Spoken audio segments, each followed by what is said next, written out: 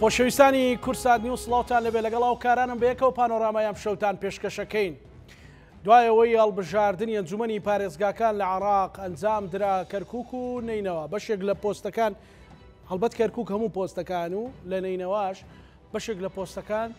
جێگەی ململانێ و مشتومڕ بوو. دوجار ئەنجومەنی پارێزگا لە نینەوە بڕیاریدا کە پۆستەکان دابش بکرێ بە پێی ئیستحقاقی هەڵبژاردن و بە ڕێکارێکی یاسایی.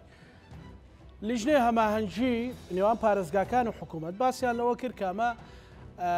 بابەتێکی یاسایی نییە. ئەنجومەنی پارێزگاش وەڵامی داوتی نەخێرەمە بابەتێکی یاساییە.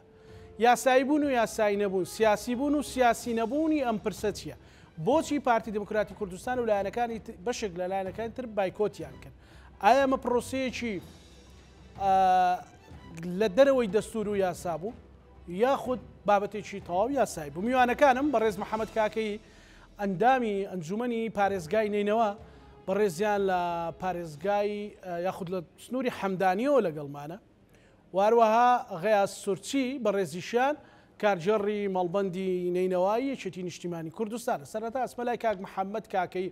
کاک محەممەد ئەم کاتت باش، ئەمەوێت بۆ ئێمە و بینەران ئەو دانیشتنە دانیشتنێکی پیلان یان پلان بۆ داڕێژراو بوو، دانیشتنێکی نایاسایی بوو، دانیشتنێکی سیاسی بوو، یاخود بەڕاستی دانیشتنێکی یاسایی بوو، هیچ گرفتیتیانێ. ئەوە سەرەتای ئەو بابەتە بۆ ئێمە ڕوون بکەیت و بۆ بینەرەکانم سوپاس دەکەم. زۆر سپاس کاکزانە بۆ جەنابت و بۆ هەموو بینەرانی و بیسەرانی کورسات. هەڵبەت ئەنجومەنی پارێزگا وەکو لایەنێکی یاسایی دانەر یاخود لایەنێکی تەشریعی و ڕقابی کە لەسەر هەموو پارێزگای نینەوەیە. بێگومان ئەو دانیشتینەی کە ژمارە چواردەی ئەنجومەنی پارێزگا بوو تەواو یاسایی بوو و ئەو دەسەڵاتانەی کە بە پێی دەستور و یاسای ژمارە 21 ساڵی 2010 هەموارکراو بە ئەنجومەنی پارێزگاکانی داوە بە پێی ڕێنمایی و ڕۆشنایی ئەو یاسایانە ئەنجومەنی پارێزگا دانیشتانەکەی کرد. هەر بۆیە ئەگەر بێن و تەمەشا بکەین لە یاسای با بڵێن دەستوری عێراق کە باڵا دەستترین گەورەترین یاسایە لە عێراق لە ژمارە 115 دەڵێت هەرچی دەسەڵاتێک کە دەسەڵاتی حەسری ئیتیحادی نەبوو ئەوە لە دەسەڵاتی هەرێمەکان و پارێزگاکاندایە. لەژێر ڕۆشنایی ئەم مادەیە ئەنجومەنی پارێزگا دەسەڵاتی تەواوی لەسەر پارێزگای نینەوادا هەیە جگە لەو شتانەی کە حەسری ئیتیحادین. هەر بۆیە گۆڕانکاری لە پۆستە ئیداری و کارژێڕەکانە دەسەڵاتی تەواوی ئەنجومەنی پارێزگاکانە. لە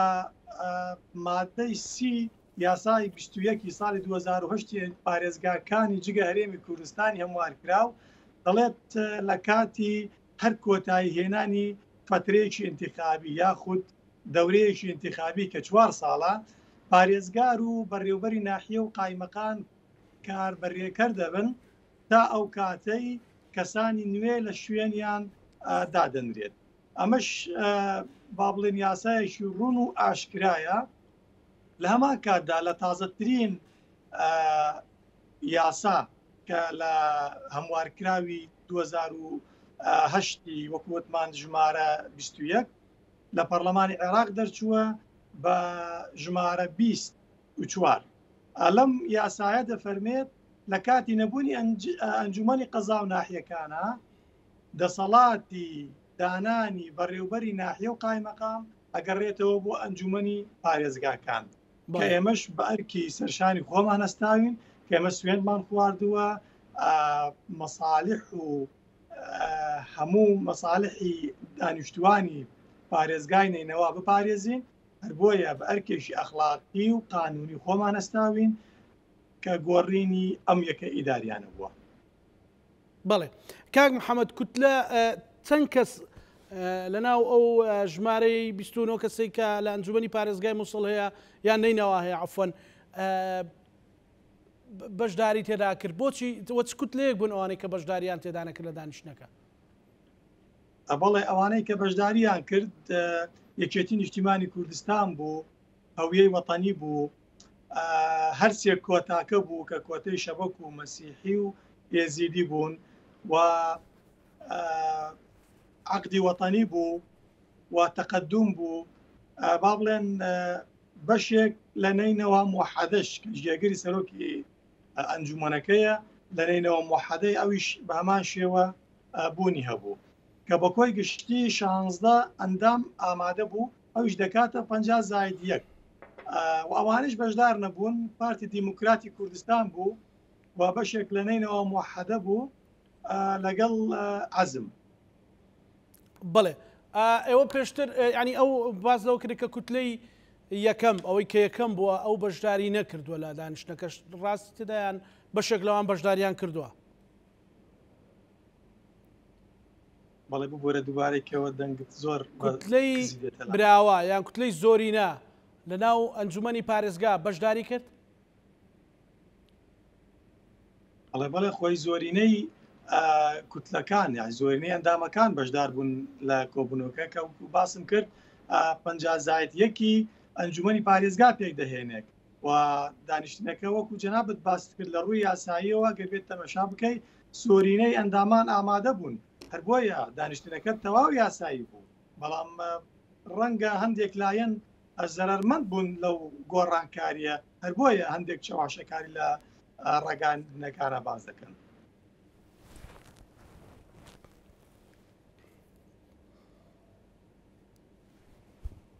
بەڵێ کاک محەممەد لەگەڵ ما بمێنەرەوە ئاچمە لای کا غیاز سوورچی کادری پێشکەوتی چێتی نیشتیمانی کوردستان و کارجێڕی مەڵبەندە کا غیاسڵاو دەبێ ئەم کاتت باش. ئێوە نیشتیمانی کوردستان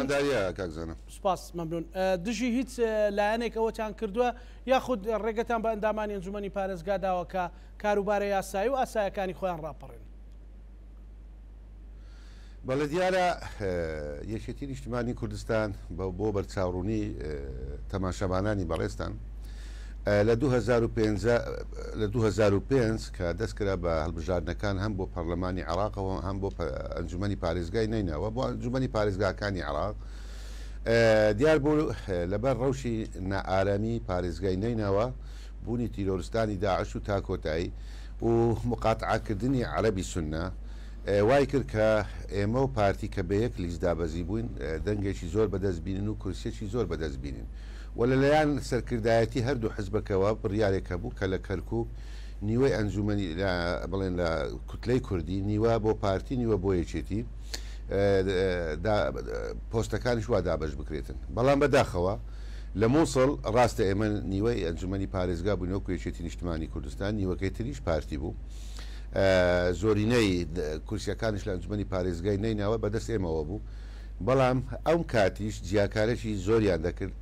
یەک پۆستیان پێدان ئەویش قایمەقامی سنتەری مووسڵ بوو کە لە 2005-2006 وانە کە یەک باوەڕ ناکەم لە 100 کورد لە ناو مووسڵ مابی لەبەر کردەوە تیرۆریستیەکان هەمویان لەوێ نەمابوون کەواتە تۆ کە قایمەقامی سنتەری شارێک بی کوردشتیانەبی تۆ خزمەتی کورد ناکەی بەڵام گشت یەکە ئیداریەکان وەکو قایمەقایم و ناحیەکانی تر هەمووی بۆ خۆی بریانی یەک ناحیەشی بە ئێمە ڕەوانە دەدیت و بەداخەوە لە کەرکک ئەوان زیاتر لە چل پۆستی تەنفیزی ینی جێبەجێکاریان هەبوو ئەو کاتیش بەبیرم دێ هەردەیان گوت ئێمە مەغدوری لە کەرکک ینی قایمەقایمیان هەبوو مدی ناحیان هەبوو پۆستەکانی تری ئەمنیان هەبوو ئەو کاتێک کە 2005 زۆر پێخۆش بوو سپاس دەکەم کە ئەو تاریخەت بیرهێنایەوە بۆ دەوڵەمەندکردنی بەرنامەکەی من کاک غیاز ئەو کاتە چەند کورسی هەبوو هاوپەیمانی یان ئەو هاوپەیمانێتی یەکێتی و پارتی؟ بەڵێ دیارە 31 کورسی بوو ئەو کات 31 بۆ 32 کورسی بوو ئەنجومەنی پارێزگا ئێمە و پارتی 17 بۆ 18 کورسیمان هێنا ئەوانی تر لەسەر پێکاتەکان دابشکرا بە زۆریش پێکاتەکان وەکو برانی کوردی شەبەک شیعەکان و هەروەها مەسیحیەکان بەشێکی عەرەب لە حزبی ئیسلامی عێراقی بەشداریان تیا کرد بەڵام بە گشتی عەرەبە سنیەکان دەتوانم بڵێم بەشداریان تیانە کرد بەڵێ 17 بۆ 18 کورسیمان هێنا بوو زۆر بین ینی پارێزگا لەدەست خۆمان بوو ڕاستە پارێزگارێکی عەرەبماندانا لەبەرەوەی کە زۆرینەی مووسڵ یان پارێزگای نینەوە عەرەبە بەڵام ئەمیش کوتلەکەی ئێمە داینە ئێمە لە ئەنجومەنی پارێزگا پارتی وێچێتی دەنجیان پێدا بەڵام جێگری پارێزگار کە خستۆ گۆران بوو پارتی بوو بەڕێوە بەرەگشتیەکان زۆرینیان کورد بوون پارتی بوون و هەروها گشت یەکە ئیداریەکان تەنها سنتەری شاری مووسڵ لەبێت هەمووشی پارتی بوون. دوای ئەوە کە ئینتخابێکی تر کرا لە 2009 ئێمە دیسان هاوپەیمان بووی لەگە پارتی بە یەک لیستیش دابەزین ئەوان حوت کورسیان هێنا ئێمە 3 کورسیمانینە ئەوەدا 2 کۆتاشیان برد ئەمە 12 ئەوان بووین بە 13 وەڵا لەگە هەر 3 کۆتەکە ببوورە ئەو کات بەبێ گەڕانەوە بۆ یەکێتی بەبێ پرسکردن بە ئێمە یەکسەر لەگەڵ بڵێن بەڵێ ئەرتی لە جێفی و جەماعەتی ئەوان ئیدارەی مووسڵیان پێکینە و هەر پرسیشیان بێمە نەکرد پێشتر قایمەکەمان ئەوەشیان پێڕەوانە دیتین هیچ لە پاش ئەوە باوەڕت هەبێتن زۆر جارەوە دەڵێم نامێت تکراریشکەمە باوەڕ کە تاکو ئێستاش مختاری دەیەک یەکێتی نییە نەک یەکێتی نییە یەکێتی زۆرە بەڵام ناهێڵن پێیان ڕەوان نییە لەو خاستن لە بڵێن لە دەوەرە دابڕێنراوەکانە لەو قەزا و ناحیانێک کە بڵێن لە چوارچێوەی مادەی 140 دانە و کاک محەممەدیش دەزانی تەحەدا دەکەن خەڵکێک برێ بەڕێوەبەری قوتابخانەیەکیش خوێندنگایەکی شیەکێتیە باوەڕتان هەبێتن لە یەک لە دێهاتەکان لە سنووری باشی کەم ئەو کات لە 2009 بەرپرسی کۆمیتەی باشی بووم یەک لە دێهاتەکانی بڵێن کوردنشین مختاری گوندێک طبعا کورد بوو لێک لە عشیرەکانی مووسڵ بوو تەنها کوڕێکی پێشمەرگەی یەکێتی نیشتیمانی کوردستان بوو ماوەیەک لای من بوو لە مختاریان لادا ئەوە لەبەرەوە کە کوڕی پێشمەرگەی یەکێتی نیشتیمانی کوردستان ئەمە هاوپەیمانی بوو ئەوە کوردایەتی بوو دەمان کرد لەوێن دەڵێ بەڵام دووبارەشی دەرێمەوە لە کەرکووک دەنجی پارتی لە کەرکووک زۆر کەمترە لە دەنجی یەکێتی لە مووسڵ وەکو ئاماژەشم پێکرد زیاتر لە 40 پۆست لە 42 بۆ 43 پۆست زیاتریان هەبوو لە کەرکووک ئەم جەژدەیانگۆ ئێمە بەشخوراوین ینی ئەمە بەشمان نەدراوە بەڵام بەداخەوە من ئەم کەم و کوڕیان بڵێم ئەم زوڵمەی کە لە ئێمە دەکرێت لە مووسڵ هەمووی دەگەڕێنمەوە بۆ ئەو کات نەک بۆ ئێستا چکە ئێستا سیاستمان جیاوازە دەگەڕێنەوە بۆ سەرکردایەتی و قیادە یەکێتی نیشتیمانی کوردستان کە تۆ چۆن لە کەرکووک ئەوها سازش بۆ پارتی دەکەی مساوامە لەسەر هەموو شتێک دەکەی لەگە پارتی بەڵام لە مووسڵ پێیان ڕەوانەبی مختاری گوندەک یەکێتی بیتن ئەمەش هەمووی دەگەڕاو بۆ ئەو کات دۆخی ناوخۆی یەکێتی بەڕاستی و یەک ئەمە دوام بۆ ئەوەی ئێمە وەکو یەکێتی کە دەمانگوت بۆ لێک نەترازانی ماڵی کورد بۆ یەکێتی ڕێزەکانی ناو ماڵی کورد بۆ بەرژەوەندی گشتی کورد مشکلێنی ئێمە تەنازول دەکەین دا ڕەوشەکە بەڕێوە بچی بەڵام بەداخەوە ئەوان ئیستغلالی ئەو هەڵوێست ئێمەیان دەکرد ئیستغلالی ئێمەیان دەکرد کە ئێمە لەبە بەرژەوەندی گشتی ملەتی کوردمان بوو ئەوانش لە بۆ بەرژەوەندی تەستی حزبایەتی خۆیان بوو بەڕاستی دوای ئەوە ببوورەوە بە تەفاسیلەکەی مەبەستمە منیش بۆیە نامێت بۆی بۆ جەماوەڕ ڕوون بێتەوە کە بەڕاستی نایاسایی بوونەکەی ناسیاسی بوونیەکەی تێکدانی ناوماڵی کوردەکە ڕەبتی بە چۆهەیە لە چۆ ڕەجیێناوە باڵێ پاشەوە بە بڕیارێکی ئەنجومەنی نوێنەرانی عێراق ئیش و کاری بڵێن ئەنجومەنی پارێزگا وەستا بەڵێ ڕاجیرە بەڵام بەرامبەر ئەوەش سیرکە کاتی کە هەموو پارێزگاکان ئینتخاباتیان هەڵبژاردنیان کرد لە کەرکووک نەکرا تەنها لە کەرکووک نەکرا گوتم کە لە 2005 وەکو یەک بووین لە ژمارەی ئەندامانی پارێزگا وەکو یەک بوون بەڵام لە پۆستەکاننا پاشەوە لە کەرکووک ماوە سیر کە ئەوان ئیستغلالی ئەوەشیان کرد کە ئێوە ئەوان لە ئەندامی ئەنجومەنیان لە ئەنجومەنی پارێزگای کەرکووک زیاتر بوو لە ئێمە لەبەرەوە مەچەند هەواڵێکمان نیوە بە نیوە بن هەواڵێکمان چوو بوونە پۆستی تر و ئەوشانە نیان هێش کە پارێزگاری کەرکووک کوردبی نانێش کە کوردبی نیان هێش کە یەکێتی بیتن کە خۆتان دەزانی کەرکووک زۆرینەی دەنگ و ڕنگ و سەنجی یەکێتی نیشتیمانی کوردستان ئەمەشیان ئیستغلال کرد ئێستا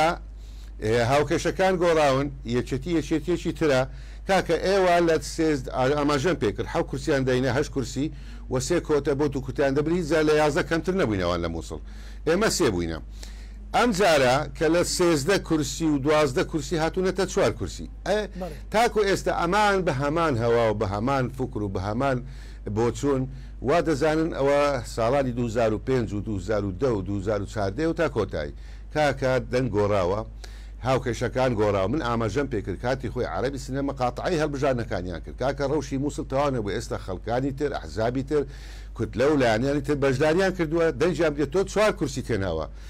کاک محەممەد دەزانی بەهمووی بە خاڵە بۆن خاڵیان بۆ داناوە پارێزگار ئەوەندە خاڵە جێگری پارێزگار سەرۆکی ئەنجومان جێگر و قایمەقایم و بەڕێوەبەری گشتی بەخاڵە تۆ جێگری یەکەمی پارێزگار بردیە کە ئەنجومەنی پارێزگە سیقەی پێداوە کاک محەممەد و هەواڵەکەی تریشمان کاکویسام وەکو وان دەنجیان پێداوە پێشتریش لەگە کاک محەممەد قسم کرد گوتی وڵی سوپاسیان نەکردین بەبێ ئەوان بە ئێمە بڵێن ئێمە دەنگمان بە جێگری یەکەمی پارێزگاری نەیناوەداوە کە کووردە نەکە پارتیە کاکە پارتی لێگەڕێ شێشە و ململانە هێ لە نێوانمان کە کووردە بەڵام ئەوان سێ پۆستی ئیداریمان بەرکەوت ئەو لە کاک محەممەد پرسە بزانە سوپاسیان کردووەیانە وەڵام منیش بەڵێ منیش وەکو بەڵێ لە ئەنجومەنی پارێزگە بزان سوپاسیان کردیانەوە وەکو حزبیش منەوە کارجۆری مەڵبەند و بەرپرسی ڕاگەاندنی مەڵبەندی نەیناوەمە تاکو ئێستا نەکەری سلااوێکشمان لێک نەکردو ئەمە بچێشەمانێ بەڵام لە ئەنجومەند ئێوە سوپاسی هەردوو دەنگەکە ئێمەتان کردی هەردوو هەواڵەکە ئێمەتان کردووە بەداخەوە ئێستا ئێمە وەکو پشت ینی بڵێن پشتی یان ئیستحقاقی انتخابی خۆمان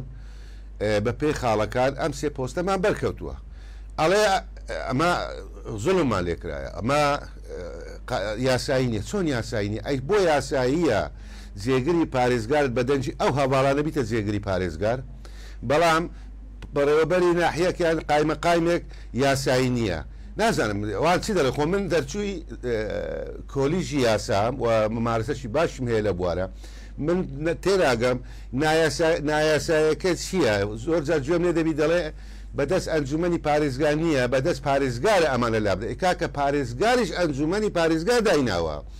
پارێزگاری مووسڵ عەبدولقادر دەخیل بە پێی نیزامی ناوخۆی ئەنجومەنی پارێزگار و بۆ بێ دەسەڵاتەکانی ئەنجومەنی پارێزگار ئەم ئەندامە ئەم هەواڵانە دەنجیان پێداوە کە ئەمە پارێزگاربی یانی دەسەڵاتی ئەنجومەن زۆر زیاترە لە ئەس دەسەڵاتی پارێزگار کەسێکە جێبەجێکارە جیهاتێکی تەنفیزیە نە تەشریعی و ڕێقابیە ئەم هەموو زوڵمە و ئەو هەموو غەدرە دەکرێت بەڵام ئەوان بە کورتی مختصەری هەر شتێک بە دڵی ئەوان بێ ئەمە یاساییە و هیچ کێشێک نییە بەڵام ئەگە بە دڵی ئەوان نەبێ ئەوە نایاساییە و تا کۆتایی باش زۆر باش دێم وڵات کاک غیاس کاک محەممەد ئێوە لە تەشکیلەی محافظ و جێگری محافظ هیچ ڕێکەوتنتان هەبوو لەگەڵ کوتلەکانی تر چۆن دەنگتاندا بە جێگری پارێزگار کە لە پشتی پارتی دموکراتی کوردستانە بەڵێ ئەمە سەرەتا دانوستان هەبوو ئەلبەت دانوستانی با بڵێن کۆی گشتی لایەنە سیاسیەکان بوو کە پارێزگار بۆ نینەوە موحەدە بێ بە 12 خاڵدانرا دواتریش سەرۆکی ئەنجومەن بە 9 خاڵدانرا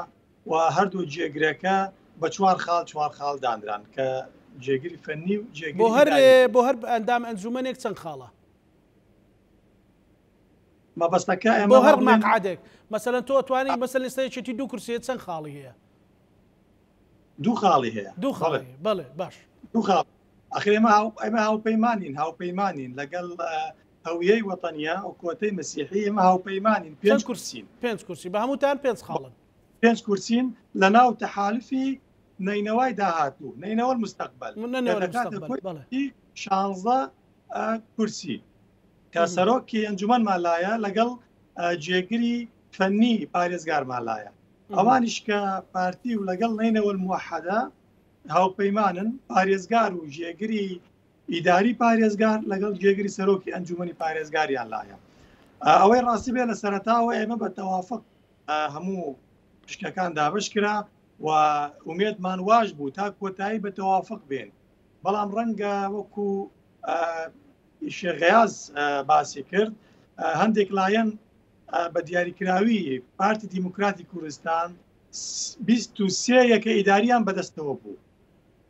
ئێستا ئەوەی بۆیان ماوەتەوە 6 یەکە ئیداریە هەڵبەت پێ رازینین بە وەزعی ئێستا هەیە بەڵام ئەوەی ئێمە کە دەیڵێن ئەنجامەکانی هەڵبژاردن حکوم دەکا نەک بە قسەی ئێمە یا قسەشکە ئەوەی 4 کورسیە بە پێی بەرکەوتەی کورسیەکانی خۆی پۆست وەرەگرێت ئەوەی دوی هەیە بە هەمان شێوە ئێستا خۆێمە لە ناو کوتلەیەکی زۆری نەبووین یعنی قەناعەتە بێ کاک زانە ئەگەر بێت و داوای چوار یەکە ئیداریشمان بکرد با دەمانتوانی وەرگین بەڵام ئێمە لە ڕووی ئەخلاقی سیاسیەوە بە ئینصافەوە زیاتر لە پشکی خۆمان وەرناگرین ئەوانەی کە وەرمان گرتووە بە استحقاقی خۆمانی دەزانین و جەنابی شێخ ئاگاداری ئەو بارودۆخی ئەو ناوچانەیە کە مەخمور و وانکێ و سنوونی ئەم ناوچانە زۆرینەی کوردنشین و لە ناو کوردیشا یەکێتین بۆیە ئێمە ئەوە کاک محەممەد لە تازە سنوون ئازاد کرابوو لەگەڵ لە برادرانی خۆمان لە کورسات چوین ئێوارە لەگەڵ شێخ و کاکەڵۆ پێنجێنی ئەوان بووین ئەو وەختە تیمێکی هەندەسە هەبوو شێخ گوتی 200 کەس ناوی خۆی نووسیوە بۆی تێنتەکان پوچەڵکەنەوە بۆ لە مەڵبەندیەکێتی ئەوەی برادرانی پارتی وتی 4 کەسیان ناوی خۆیان بۆ پارتی نووسیوە بەڵێ ئەو من ئەو کاتە شایەتی ئەوە بۆ مەکڕ ڕۆژنامە نووس لێەوە بوو بەڵێ کاڵێ دەست خۆشببی ئێمە لە شەڕی داعش خۆتان وەکو کەناڵی کورسات لە نزیکەوە ئاگاداری باردۆخەکەی بوون و من و شێخیاسیش لە ناو وەزعەکە بووین یەکێتی بە خوێن بەرگری لەو شوێنانە کرد ئەگەر بێت و باسی سنوونی و شنگال بکەین خۆتان دەزانن کە ڕۆڵەکان یەکێتی لەو ناوچانە چ ڕۆڵێکیان هەبوو چەندین شەهیدماندا و لە مەخمور بە هەمان شێوە ئەگەر بە بیرتان بێ لە کاتی ئەوەی کە داعش تەواوی مەخموری کۆنتترۆل کرد تا ئێستاش ڤیددیۆکان لە ناو یوتیوب و ئەمانە ماون کە سەرۆک پاوڵ خۆی و هێزی دژە تیرۆر و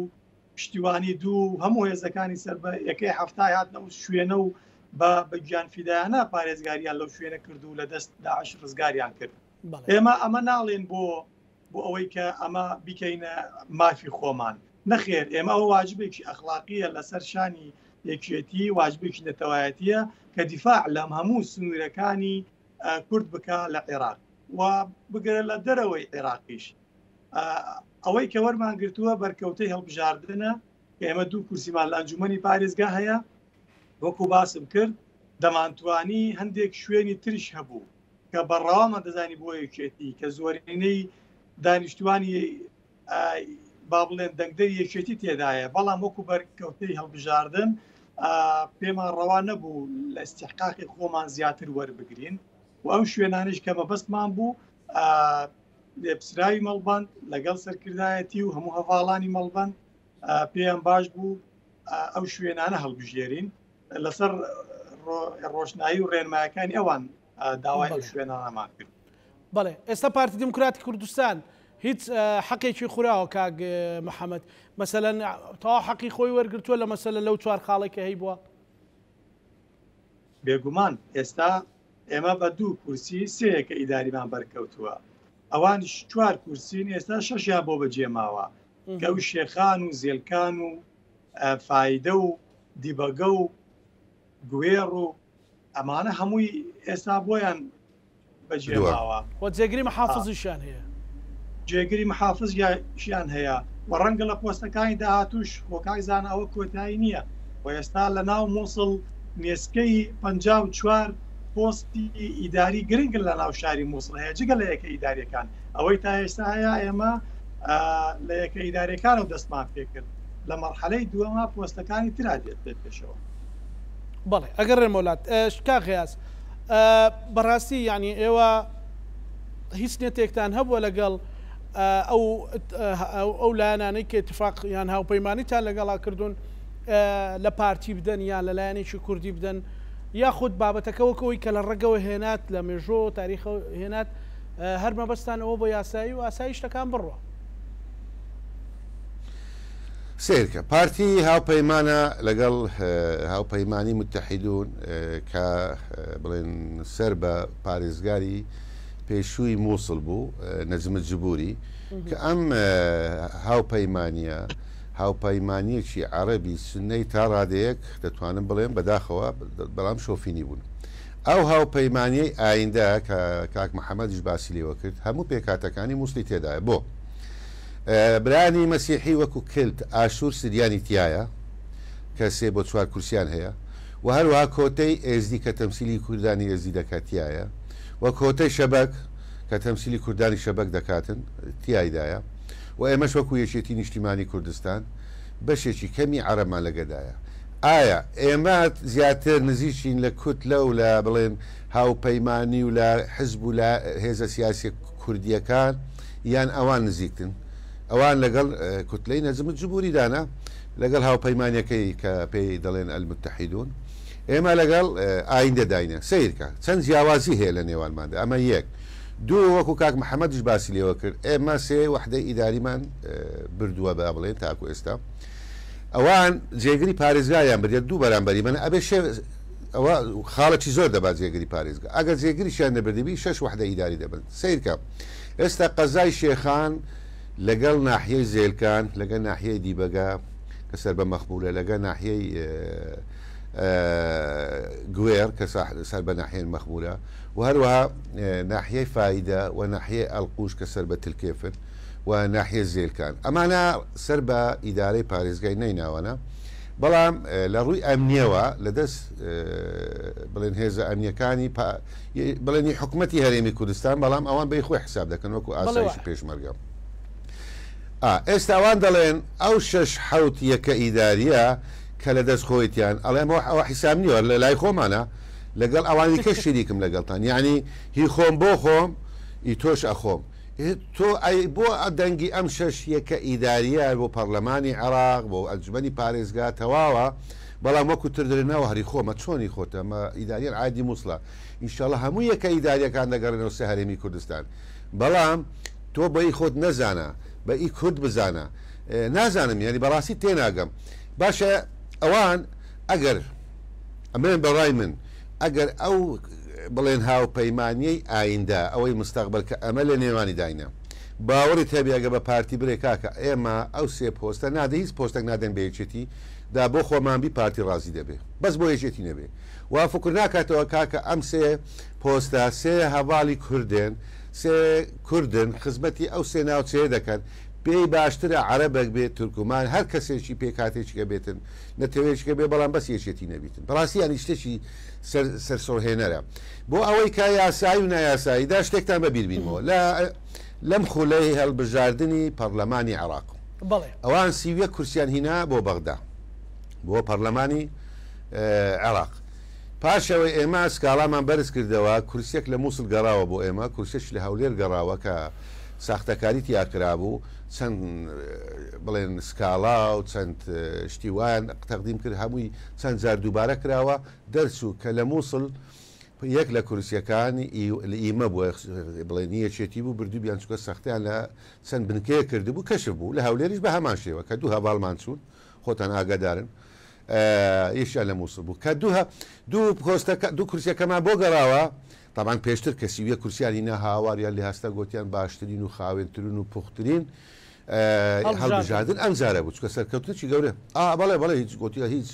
کێشە و مشکیلە و سەختەکاریتیان نەکرا کە دوو کورسەکە گەڕاوە گوتیان کاکەوڵە تاڵانیان کردین ئەمە هەمووی ساختە بووە نازانم ئەوەی بەدڵە خۆت بی یاساییە بەدڵە خۆت نەبی نایاساییە بەداخەوە ئێستاش دەڵێم ئێمە وەکو یەکێتی نیشتمانی کوردستان تێڕوانیمان وایە چەند پۆست وەربگرین لە ئیدارەی مووسڵ کورد بیتن زۆر ئاساییە لای ئێمە و بە ئی خۆشی بۆی خۆشمانی دەزانین نەک لە بەرەوە ئێمە بڵێن ئەمەوەمان وەرگرتی بۆ دژایەتی پارتی ئێمە بۆ دژایەتی پارتی نییە هەر برادێک لە هەر یەکێکی ئیداری لە ئێمە ئەوە خزمەتی هەمووی دەکات بە پارتی و یەکێتی و یەگرت و شوعی و عەرەب و سنە و شیعە و تورک هەتا دومای بەڵام ئەوان بە شێوەیەک کە بیر دەکەنەوە بە دووبارە بڵێمەوە هیچ شتێکیان لە دڵ نییە بەرامبەر هیچ کوتێکی سیاسی لە مووسڵ تەنها ئەوانەی ئەو هەوڵ دەدەن و ئەو پرۆسەیە بەنایاسایی لە قەڵم دەدەن بۆ ئەوەی کە یەکێتی هیچ پۆستێک نەباتن ئەوە بەڕاستی پێتان لێ پرسراوی لقی مەخمور دەڵێت ئێمە دەڵێوانە خەڵەفاون تێک چۆن دەتوانن قایم قام لێ ئێمە وەربگرنەوە ئێمە قایم قامیان تەسلیم ناکەین باشە بابێن دادەنیشین ئەوانی شێخان بدەنەوە ئەگەر حەزیان لەیە با مەخمور بیبن ئەی چێ ینی چ بەرکەوتێک بەر ئێمە دەکەوی ئەگەر مەخمور بۆوان بی بە ناحیەکانەوە شێخانیش بۆ ئەوان بی و شنگاریش بۆ خۆیان بیتن و دەشتی نایناوەش بۆ خۆیان بیتن و تلکێف و حەمدانیەش ئەوان کێشیان لەسەر هەرموویە ئەی سبەر من دەکەوی سەر بە پێکاتەی شەبەک دەکەوی بەبەر پێکاتەی ئێزی دەکەوێت سبەر بە پێکاتەی کرد و ئاشور و سریان و تاکۆتایی دەکەوێت وەکو جارە وەکو کاک محەممەدش ئاماژە پێکرد مووسڵ سیویەک یەکە ئیداریە. ئەمە جاران دەمانگۆ 16 لە دەست پارتیە، بەڵام دەرکەوت لەو دوای زۆربەی یەکە ئیداری عەرەبیەکانیش ینی عەرەب نشینەکانیشی وان بوو، ینی باوکە ینی حوت یان هەشت ئیخوانیە لەو سیویەکە هەر هەمووی پارتیە. باشە تۆ بە هەموو شتێک رازینی، ئێدۆرە دانیشە تۆ لە دوورەوە هاوار دەکەی و شکایەت دەکەم و ئەوها دەکەم و نایەسایە فەرمەوەرە لە ئەنجومەنی پارێزگا دانیشە، وەک کاک محەممەدیش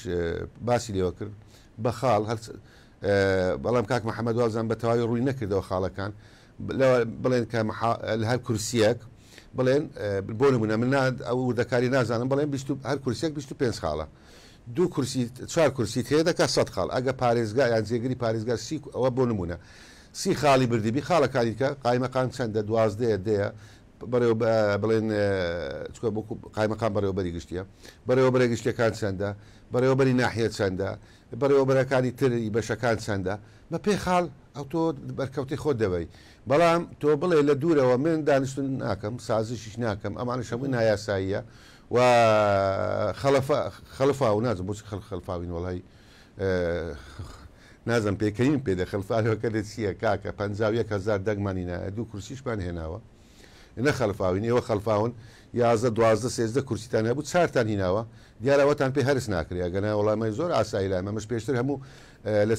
سێ خولی ڕابردوو دامو خولی یەکەم کە ئاماژەم پێ کرد 8 کورسیمانە بۆ کوێچێتی ئەمە هیچ وەچی گوتی 50 بە 50 بوو لە نێوان ئێوەواندا بەڵام جاری پاشتر جارێکیان 4 بوو جارێکیان 3 بوو 3 خۆلمان هەڵبژانما کردیە ئەم جارە لە 3 کەوتە 4ەکەش ئێمەش بووین بە دوو بەڵام بووین بە دوو ئێمە دەگمان کەمی نەکردێت دەگمان زیادی کردووە بەڵام کورسیەکانی ئەنجومەنی پارێزگا لە خولی ڕابردوو 39 طبعا 36 بوو 3 کۆتا 39 ئێستا بوویتە 26 کورسی 3 کۆتا 29 یعنی کورسیەکان کەم کرانەوە گەنامە دەنگەکانمان زیادی کردێ و احتیفازمان بە کورسیەکانی خۆ و دەنگەکانی خۆشمان کردێ بەڵام تۆ لە 13 بێت 4 وەڵی دیارە ئەمە خرفیاوین یا ڕازەکەم زۆر باش ئەگەر ڕمەولات کاک غیاس کاک محەممەد بەڕاستی لە ڕووی ئەوەی کە نووسراوێک گاڕاستی ئێوە کرا دەڵێت ئەو کارانە ڕابگرن ئەوە هیچ یاسایی بوونی تێدایە چێ دەتوانێت کارەکانی ئێوە ڕابگرێ و کۆنجومەنی پارێزگا چێ دەسەڵاتی ئەوەی هەیە تاکزانە ئەوەی کەوت دوایە لە هەیئەی هەواهەنگی و ئاراستەی ئەنجومەنی پارێزگا کرا ئەو هەیئەیە لایەنێکی فەرمی نییە یاخود سەرپەرشتیاری ئەنجومەنی پارێزگاکانە نییە ئەمە مجرد ڕاوێژکاریە ئەگەر بێت و هەڵەیەک ببێنێ یان زیاد و کەمێکا ببێنێ بۆی هەیە ڕێنمایی بکە ئەگینا ئێمە پێوەی پابند نین و بە هیچ شێوەیەکیش لامان فەرز نییە ئەو نووسراوە و ئەبەوەی دواییش کە کرا کە گوایە پەرلەمانی عێراق ئەم بڕیارانەی ئەنجومەنی پارێزگای هەڵوەشاندووە بەڕێز محسن مندلاوی سەرۆکی پەرلەمان بە وەکالەت ڕەتی کردەوە وتی ئەم نووسراوە دەستکاری کراوە یاخود مزەوەرە هەر بۆیە ئێمە یەک لایەن هەیە یاخود حاڵەت هەیە دەتوانی بڕیارەکانی ئەنجومەنی پارێزگا هەڵبۆشێتە یان کۆدەنگی پەرلەمانی عێراق یعنی زۆرینەی ئەندامانی پەرلەمان لە دانیشتنێکی یاسایی دابنیشن و بە کۆی دەنگ بدەن ئەو بڕیارەی ئەنجومەنی پارێزگای دەینەوە هەڵبۆشێتەوە یاخود محکەمەی ئیداری ئەوان ئەگەر پێیان وایە زەرمەندن ئەو کەسانی کە لادراون لە پۆستەکانیان نەک وەکو حزب وەکو شەخص بۆ نمونە مدیر ناحیەی باشی گوتی من شکات دەکەم و بە وەزع ڕازی نابم یعنی ئەگەر هات و شکاتی کرد و لە محکەمەی ئیداری بۆ صالحی ئەو شکاتەکەی قبول کرا ئەو کاتە بۆ ئەو بڕیارەکەمان هەڵدەوەشێتەوە ئەگەنا بە قسە و یاخد بە ئاراستەکردووی نووسرا و تەنانەت لە ئەنجومەنی وەزیرانشە و نووسرامان ئاراستە بکرێ جێگەی تەقدیر و ڕێزن بەڵام ئێمە ناچار نین قبولی بکەین باشیق بەرچێکەوت باشی کاک محەممەد باشیک بەر کۆتەی شەبک هەر خۆشی ئەوە ئێستا شەبەکە پشکی پارتی بوو ئێستاش بەر کۆتەی شەبک کەسێکی شەبک دانراوە ئاوا لە ڕووی تەغیری دیموگرافی بەس پارتی نیەوانە بەس مجرد پارتی نییە ناحەی سنوون بەرێوە کەوتووە پێشتر چێ بوو بەڵێ ناحەی سنوون پێشتر چێ بوو ناحەی سنوون پێشتر پارتی بوو لە دهۆک دانیشتی بوو ئەگەر بێت و هاوڵاتیەک بیەوێ مۆرەی پێویستی بە مۆرێکی ناحیە بێت دەبووی تەکسیەکی بگرت با بە 25,000 بچوبایەت هۆک بۆ ئەوی ئەو مۆرەی بکرد بە ئێستا ئەمە کەسێکی ڕۆڵی ئەو سنوورەمان داناوە ماڵی لەوەیە لە ناو خەڵکەکەی خۆیتی ئەمە نازانم کیانی بە باش دەینێ یعنی لە ڕووی جەماوەرەوە بەڕاستی خەڵکەکە پێشوازیەکی باشی لە وەزعەکە کردیە مەخموور ئەگەر بێت تەمەکەی بە شێوەیەکی یعنی دیاری و ڕوون و ئاشکرا خزمەت نەکراوە خەڵکەکەی بێنازە لە ڕووی خزمەت گزاریەوە تا ئێستا هەندێک شوێن جادە و ئاوی خواردنەوە و کارەبای بە باشی پێ نەگەیشتووە تۆ کەسێک بێنی و پشتگیری بکەی و خزمەت گوزاری بە خەڵکەکە بکاتن و کورد بێ بە هەمان شێوە و خەڵکی مەخمور بێ و لە ناو مەخموردا بنیشێ نەک لە هەولێر یعنی نازانم تۆ لە مەسلحەتی خۆتان نەبی هەڵبەتتانە دەدەین بەڵام ئێمە پێمان باشە لە ڕاگەاندنەکانە تانە و تەشهیر و شت نەکرێ پێمان باشە ئەوەی زەرمەندە لەو بڕیارەی ئەنجومەنی پارێزگا ڕێکاری یاساکان بگرێتە بەر بچێتە محکەمە شکایەت بکە ئەگەر هات و محکەمە کارەکان و بڕیارەکانی ئێمەی بەلاوە ڕاست نەبوو ئەو کاتێمەش قایلی یاسا دەبین باشە کاک محەممەد قسەیەکی تر هەیە کە مدرناحی سنوون و وانکێ و قایمقامی مەخمور بە تایبەتی دەڵێن ئێمە ناڕۆین ڕادەستی ناکەین ئێوە چۆن نەتوانن مەسەلەن ئێستا کاک سەردار بکەنە قایمقامی مەخمور وەک ئەنجومەنی پارێزگا نەکۆکو یەکێتی بەڵێ ئێمە حاڵەتێکی هاوشێوەی ئەمە ڕوویدا پێشماوەیەک بەڕێوبەری تەندروستی نینەوە بە هەمان شێوە لە پۆستەکەی لا دراگوتی ئامادە نیم پۆستەکەم بەجێ بهێڵم هێزێکی ئەمنی کە حکوومەتی خۆجەی ڕاستپارت توتە بەردەم بینایەکە نەهێشت بێتە ژوورەوە هەروەتیەگەر نێزیکی ئەم بینایە بێەوە دەژگیری دەکەین و بە پێ یاسا سزا دەدرێت ئەوجا ئێمە ئەوەی کە برادران دەیڵێن یاخود ئەوەی دەڵێ ئەمتینا دەکەم من ڕادەست ناکەم ئێمە یاسا سەروەرە و هێزە ئەمنیەکان لە حاڵەتی ئامادە باشیدان بۆ هەر حاڵەتێکی لەم جۆرە خۆی ڕوبەڕووی یاسا دەبێتەوە ئێمە هیچ ناکەین ئێمە جگە لە دەرکردنی فەرمان هیچ شتێک ناکەین ئەوانی تر پۆلیس هەیە هێزی ئەمنی هەیە ئەوان هەڵدەستن بە شکاری خۆیان کاک محەممەد کە پارێزگار لە پارتی نزیکیان ئەو پەیمانی لەگەڵ پارتی هەیە پێت وایە ئەوە بکا کە هێز بنێرێ بۆ سەر بینای قایمقامێتی مەخمور و ڕێگەنەدا قایمقامی کۆن یان ئەوەی دەست لە کار لابرا ئیش بکات جامەرج نییە خۆ پارێزگار ئەو کارە بکات ئەی چێ ئەیکات ئەمن وەکو خۆم یعنی ئەتوانم بیکەم ئێستا سەرۆکی لژنەی ئاسایش و بەرگرم ئێستا ئەتوانم فەرمان بە فەرماندەی پۆلیسی نینەوە یاخود بە ئەمنی وەتەنی یا هەر هێزێک بکەم و داوای لێ بکەم بچنە شوێنێکی دیاری کراوە یعنی مەرجنیە ئیلا پارێزگار ڕاستە پارێزگار سەرۆکی لیژنەی باڵای ئەمنی شارەکەیە بەڵام ئەنجومەنی پارێزگایش وەکو لایەنێکی چاودێر لایەنێکی یاسادانەر بۆی هەیە هەر داوایەک بکە ئەمە بەڕاستی کە فەرمانی کاریگەریان بۆ دەرچوو تەوەقع ناکەم یعنی کە ئەمان پابند دەبن پێم وایە پابند دەبن ئەگەر بێت و پابند دەبن خۆیان تووشی ئیجرعاتی یاسا ئێوە کۆنجومانی پارێزگا دەتوانن ئیمتیازەکانی ئەو کەسانە ببڕن ئیمتیازاتەکانیان ببڕن نەک ئیمتیاز ببرە ئێمە بەڕاستی وا بڕیارماندا کە لە بڕیاری دوایین کۆبوونەمان کە لە 2 تەمموز بوو کە ئیحالەی خانەنشین بکرێن ئەوانەی کە خانەنشینی دەیانگرێتەوە و ئەوانش کە پێشتر کاربند بوون و خانەنشین نانگرێتەوە بگەڕێنەوە سەر کارەکانی خۆیان یعنی بۆن بکردمان ئینها تەکلیف ئەگەر بێت و ئیعفامان بکرد بە هەر هەموو مافەکانی دەسووتا بەڵام ئێمە لە ڕووی یعنی وجدانەوە نابێت کاری شوا بکەین بەڵام ئەگەر بێت و کەسێک با بڵێن پابەندی یاسانە بێ ئەوە ئێمە تەنها وەکووەتم یاسادانەرین بڕیار دەرئەکەین کە بڕیارمان دەرکرد هێز ئەمنیەکان و لایەنی پەیوەندی هەردەستن بەکاری خۆیان ئەوەش پابەندە ڕەنگە بێبەش بێت لە مافی خانەنشینی باش ئەگەر ڕمەولات کاک غەیاس ئێوە ئەتانەوێت بە تایبەتی مەسەلە من بیرتە ئێوارەیەکی ناو شەڕ و جەنگ هاتینە سنوون کە مەقەڕەکەی تەنیشتیشتان هەمووی هەبووە و ئەوانە بوو ئەوە ئەکید ئەو کاتە من شایەتیتان بۆ دەم کە خزمەتانە کرد ئەتانەوێت بۆ بەخمور بۆ بانکێ بۆ سنوون چی بکەن کە جێدەستی یەشێتی تێدا دیار بێ و قایمقام و مدیرناحیەکانی کە خزمەتی ئەو ناوچانەکەم بکەنوە لە ڕێگەیەوە خزمەتی قەزی کوردیش بکەن بەڕاستی. بەڵێ لەگەڵەوەش کە من ئاماژەم پێکرد تیشکم خستە سەری کە ئێمە مختاری دەیەکمان نەبوو، بەڵام وەکو جەنابەت شادید بۆ داین کە ئێمە خزمەتکاری ملەتی خۆمانین. ڕاستە بەبیرم دێ لە یەشی 2015 جەنابەت هاتی بۆ سنوون هەر بەو شەوی چونە سەر چیای شنگال شەوی یەکی 2015 بەرنامەمان ڕاستەخۆ سازدا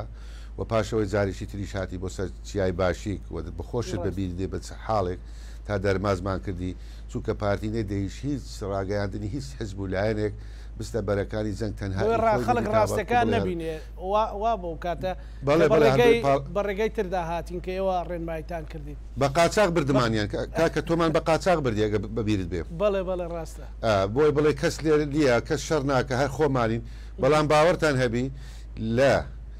ئازادکردنی لە بەرگریکردن لە شنگار و ئازادکردنەوەی شنگار ١10 شەهیدمانداوەکو یەکێتی نیشتیمانی کوردستان نیوەی ناوەکانیشم لە یادا،